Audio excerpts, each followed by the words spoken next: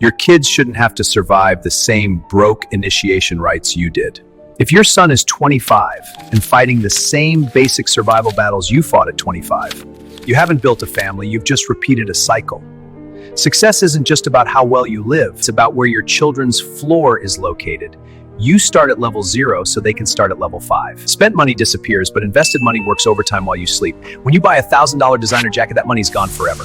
If you put that same $1,000 into a diversified index fund or a high-yield real estate investment trust, that money becomes a digital employee that earns interest every single month. One buys you a temporary look, the other buys your grandkids freedom. Being rich is a performance. Being wealthy is a strategy. Most people are paycheck rich, they have a nice car and a big mortgage, but if they stop working for 90 days, their entire world collapses. Practical intelligence means prioritizing the balance sheet over the driveway.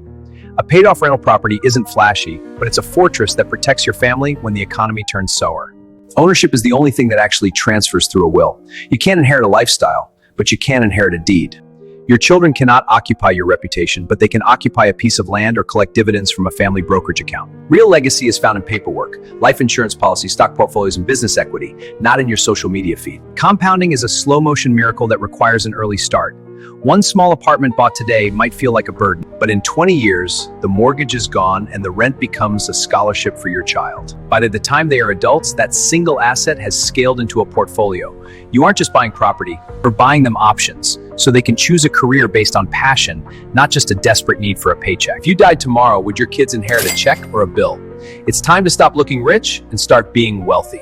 Comment legacy below, and I'll send you the blueprint to start your first family asset today and subscribe to join our community.